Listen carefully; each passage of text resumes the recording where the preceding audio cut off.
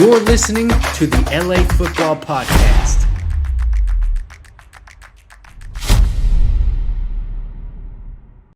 What's going on, Los Angeles? What's up, Bolt fam?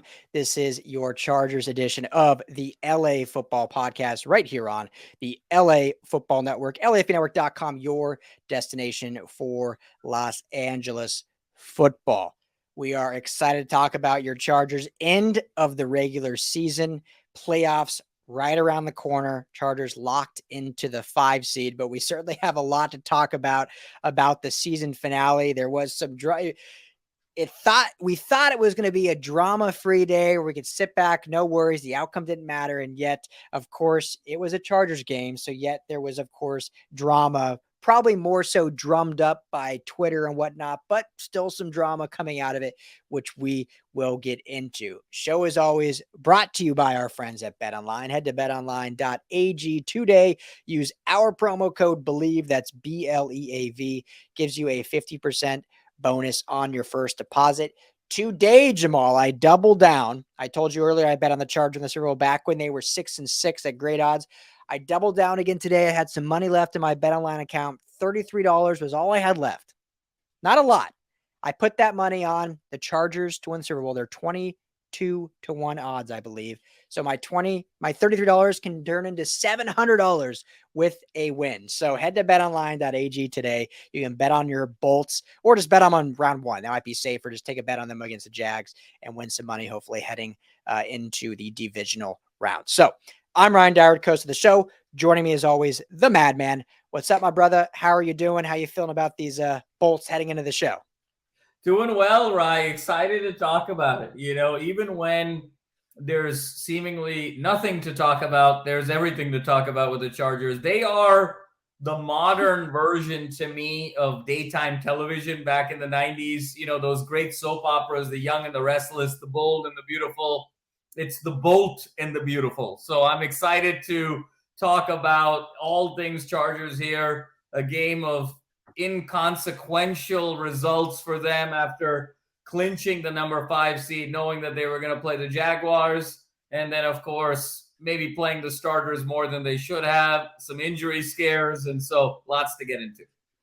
Yes. I liken them to the Kardashians. So keeping up with the Chargers, as I say, instead of keeping up with the Kardashians, because there's always seems to be drama and they always keep you on the edge of your seat for one reason or another.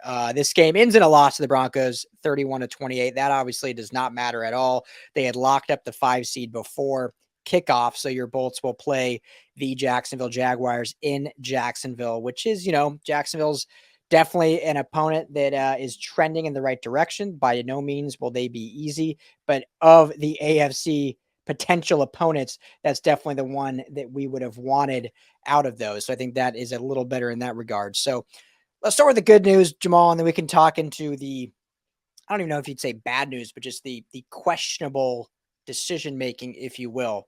Good news, huge scare with Mike Williams hobbling off the field, being helped, and eventually riding the cart into the locker room. And eventually it was reported had to be helped onto the bus.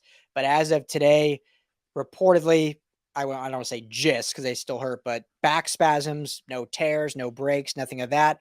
And according to Coach Staley, should be good to go by game time. So avoid a tremendous falter there, if you will. So that is the good news. Now, let me get your thoughts before you give me mine. So starters played.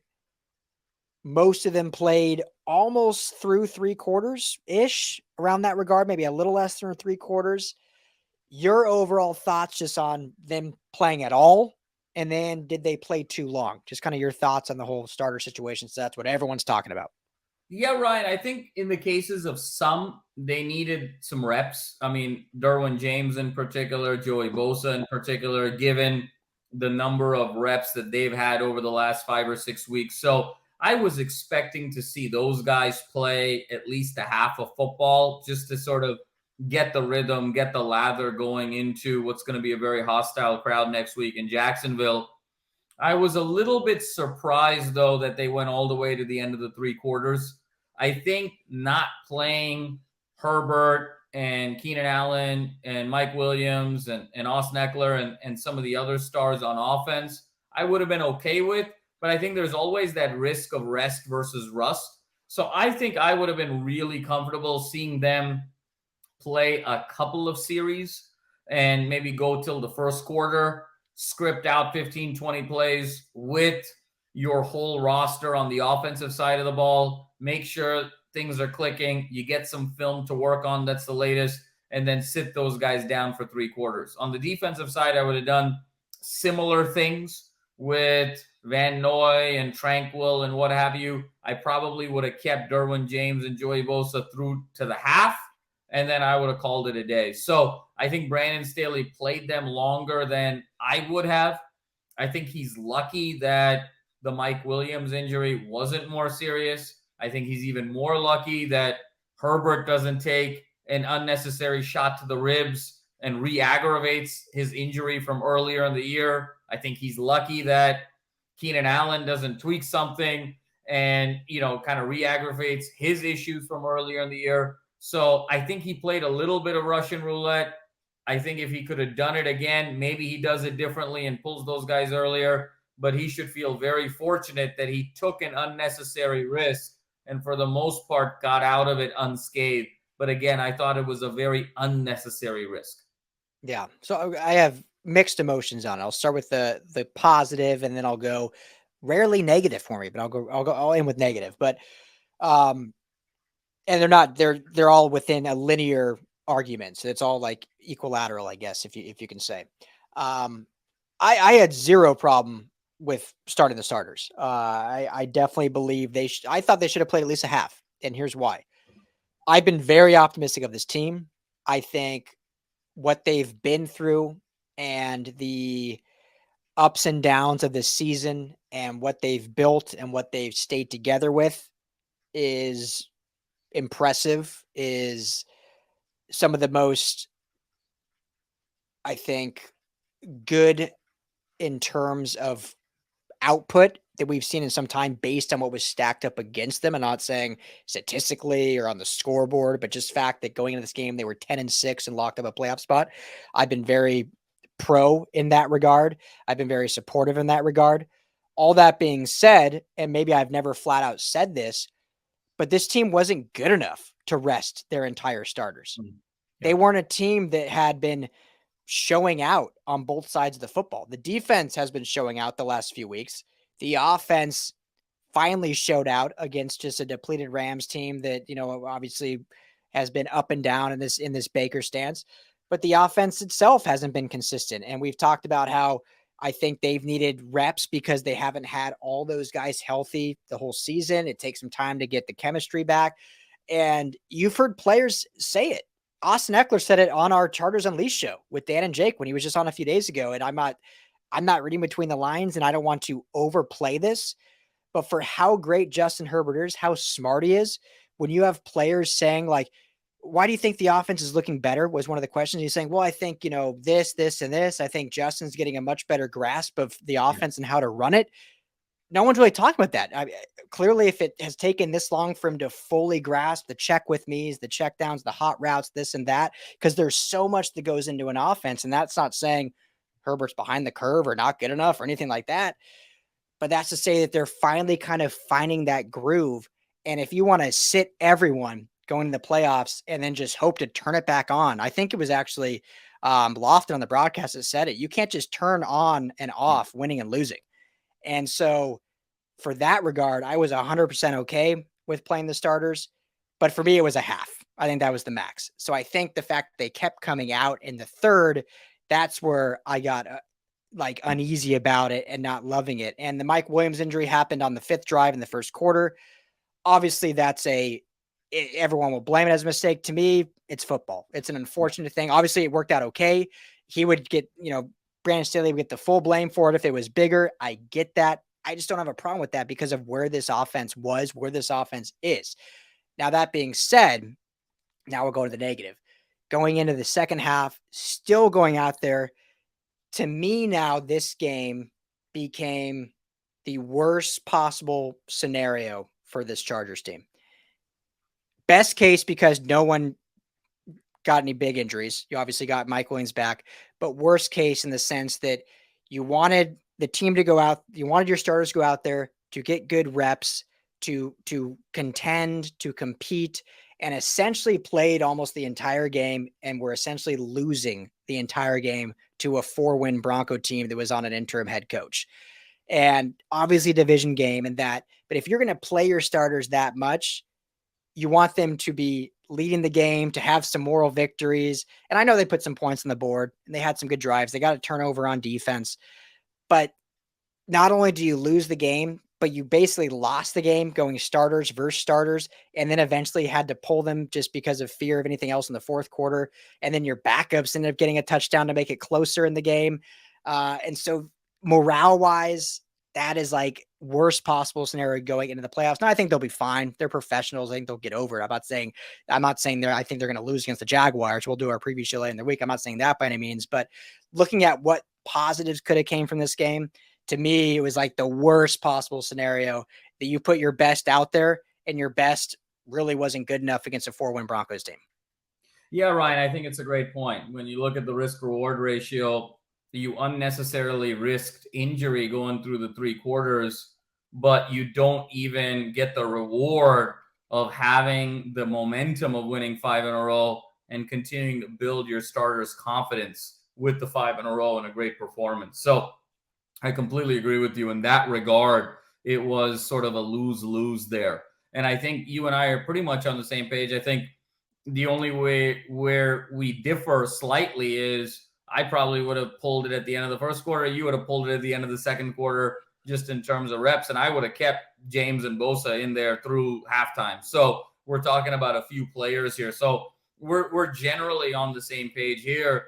I think what you said was very interesting about this team not being good enough to just sort of rest guys that they need to be able to build confidence and build successful performances.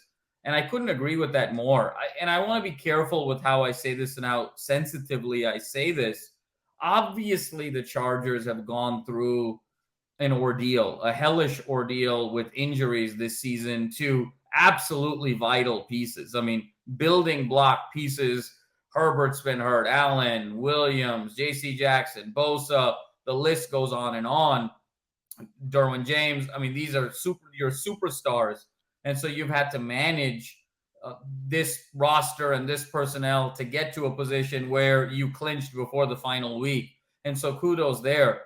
But not enough is being talked about, Ryan, as much as the football gods took away from the Chargers this year in terms of health, is as much as the football gods gave the Chargers this year in terms of schedule. I think it's irresponsible not to say that latter piece. The only game at the end of this season that the Chargers won over a team above 500 ended up being the Dolphins, because the Dolphins won a game against the Jets at home 11-6 that got them to 9-8 and avoided 6-game losing streak to close out the season. That's it. That's the Chargers' only greater than 500 victory this season. Okay, so they're 1-4 against playoff teams this year. They basically beat up on a bunch of subpar teams to get their 10 wins this year. So as much as the football gods took away with health, they gave it to them in terms of schedule, which only reinforces the need that going into week 18, even though you're in a position to make the playoffs, you're still trying to put a resume together in the form of a hostile divisional road game to continue to build this confidence. Look, going into this Jacksonville game, if the Chargers prevail, and we'll have our whole preview show later, even though this is sort of perceived as a lesser than playoff game because they avoid Mahomes and they avoid Burrow and they avoid Allen in their building, if they beat the Chargers, if they beat the Jaguars, this would still be the Chargers' greatest victory of the season statistically, because they would actually have beaten a team greater than 500 on the road. They haven't done that this year. So I completely agree with you that I think Staley understands that look, we're healthy. On paper, we should make a run. We've got this incredible top 4 quarterback talent. But if I really take a step back and say on the field this year, in terms of who was out there, Do we have the resume for me to credibly, objectively say we're going to make a run? The answer is no. And that's why those guys were out there as long. So even though it was longer than my taste would suffice, I am totally against the narrative that he was just this reckless coach and just putting guys at harm's way. This isn't the Chiefs with Mahomes that's going 14-3. This isn't Josh Allen and the Bills. This isn't Burrow and the Bengals. They're one notch below right now. We're hoping to have that sort of challenger status to knock some of these teams out in the playoffs this year, but we just don't have their resume this year. And I think we have to be very real about that. One, and it's a great point to double down on that. The biggest thing with Staley that, for me, we can talk about his X's and O's. I know there's been question marks about game management and the fourth and Staley movement and whatnot.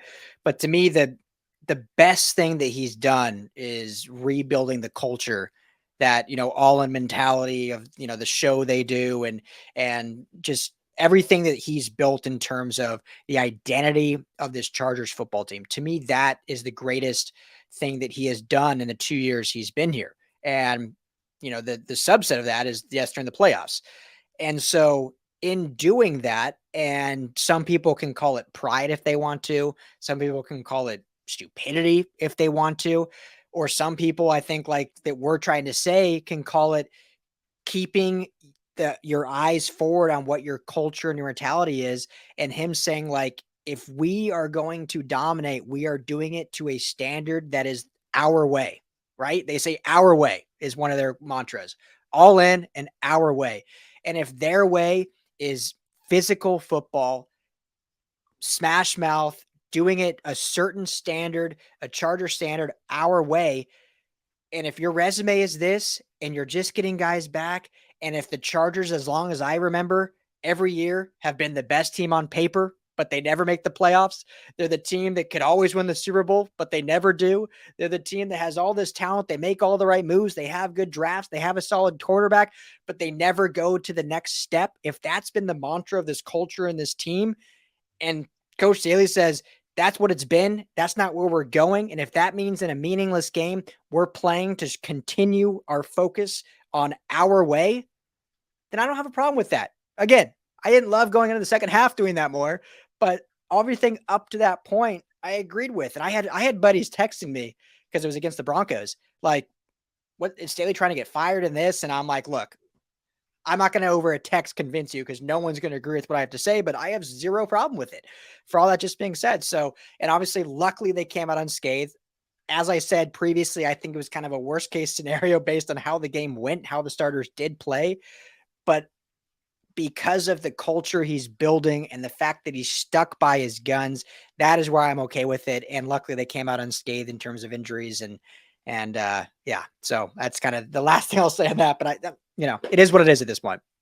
Yeah, Ryan, I completely agree. It is what it is. Now, the one thing I will say is I'm a little concerned now going into this playoff game. Not because of the offensive side of the ball. I'm actually now a little concerned defensively because the amount of big plays that they gave up through the passing game against arguably the worst offense in the NFL, against statistically the worst third down offense in the NFL, the fact that not only they allowed Russell Wilson to go crazy and throw all these deep shots to Judy and all his other receivers, but then also allow Murray to go for over 100 yards on nearly 6 yards a carry.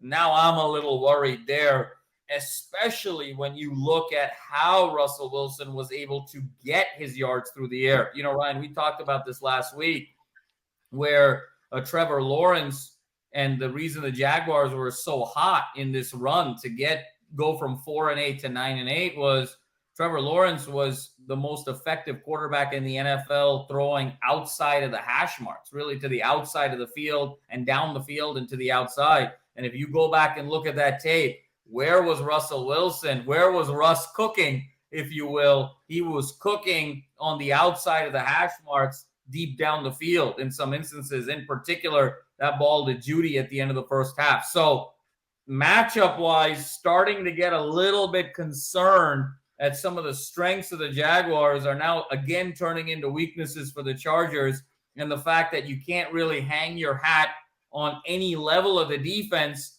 going into the playoffs, coming off of this performance, not able to stop the run, not able to stop the vertical pass game. That's where I'm getting a little bit of anxiety, analyst anxiety going into this playoff game on Saturday night.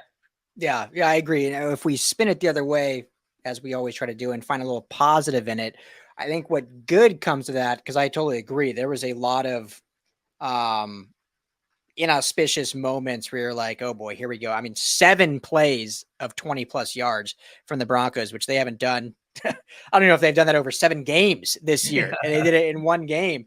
And, if you're a Broncos fan and also a Chargers fan, I think you're saying, okay, the real problem was Nathaniel Hackett. I think Russ is going to be much better next year, meaning our division is going to be much more competitive yet again next year. New quarterback most likely in Vegas. Russ will be at least a better version than he was this year. And obviously us and the Chiefs are where we're at. So I think you got to, all right, this division's a little tighter, but I think you see some of those moments and the fact that we saw it against starters, and you can take that, if we're looking at it positively again, because I agree with everything you're saying, definitely some concern, but now it's a wake up call heading into the playoffs, because coming into this game, winning whatever it was, 4 straight, the defense have been playing so well, albeit against not very good offenses, but was playing so well. The offense was starting to get going a little bit, clicking a little bit.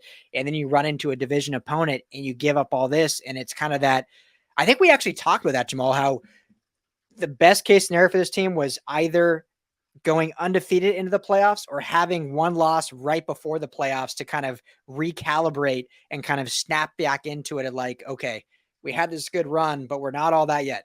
We still have a lot to go. And we saw it. People probably get old of me comparing our 2 LA teams, but we saw with the Rams. The Rams last year were on I believe a 4 or 5 game win streak. They lost in overtime in the last game of the season against the Niners. Ended up costing them 2 or 3 positions in the playoffs. Kind of a wake-up call for them. They go on a run. They end up getting the Niners again in the championship game. They beat them. Obviously, the rest is history. So hopefully the Chargers can take all these concerns that we saw, these big plays that we saw early in the year, they seem to correct it, and then they gave them up again and they'll use that as a wake-up call to now be like, okay, let's snap out of it and get back to it and get back to what we know how to do. So that's the positive spin. We'll see if they do that. We'll get all into it obviously later in the week, but hopefully that's what we can take out of this game kind of going into the next few days. Yeah, Ryan. I think this team is sort of built on momentum, and I think that they respond very well to adversity. There are some organizations, there's some teams that just sort of respond better after losses. Other players and teams kind of need victories to pump themselves up. And then there's some teams and there's some personnel where after a loss, you have their full attention. It seems like the Chargers are always better when they're being a little bit disrespected, when they're being a little bit overlooked, and when they're being treated as an underdog. And I think they struggle a little bit when they get too much praise and they're thought of as a co-favorite or a favorite in their division or in their conference. So I think this sort of brings them back now to their core identity. They're on the road. They don't have the pressure of having to host a playoff game in the wild card round, and they're kind of right back in their element against a team that they have more experience than, against a team that they're probably more talented at quarterback at, against a team that they've played in bigger spots, bigger situations over the last 2 years, even though the Jaguars have put something together here these last 5 weeks just to get in. So all of that is goodness. I think they're in a great spot here. And again, it's going to be one of the few times where they get the opportunity to have their full complement of weapons on both offense and defense. And it's kind of a revenge game, right? Because we were there. We saw what happened earlier in the season at home against Jacksonville. And I think having that residue from earlier in the year and that opportunity to avenge that loss, I think is going to be really significant. So really excited about where things are going for the Chargers this week. But it doesn't come without its drama and its questions. But you know what? That's just Chargers football. That's what this season is. That's what being part of the Bold fam is. If you don't like drama, don't be a Chargers fan. I think that's the mantra that we can all agree on going into these next few days. Exactly. Just embrace it. Just embrace it. So, and if we're continuing on the line of drawing parallels, you can compare this team to our great UCLA Bruins, like you mentioned, where it's just they play a little bit better with a chip on their shoulder as the underdog. And it seemed like after their winning streak, they started climbing up we even did it on this network. We did some videos like, are they the most dangerous team in the AFC? Are they the best team in the NFC? Are people sleeping on them now? And they started getting that. I'm not saying they let them get that to their heads, but now they can be back to do they deserve to be here? Are they the underdog? Are they really like that good? Should Brandon Staley be the coach? And they can get back to that's their mantra, and they can go and hopefully knock some heads in Jacksonville. But we will get all into that later in the week for our preview. There's a small outside shot. Rashawn Slater could be back for this game, which would be another huge addition back to this offense at left tackle. So hopefully we'll have some news by the end of the week when we record our preview show. But for Jamal Madney, I'm Ryan Dyer. Thank you so much, Bolt fan, for tuning in. This is the LA Football Show. Keep it real. Talk to you guys all here in a couple days.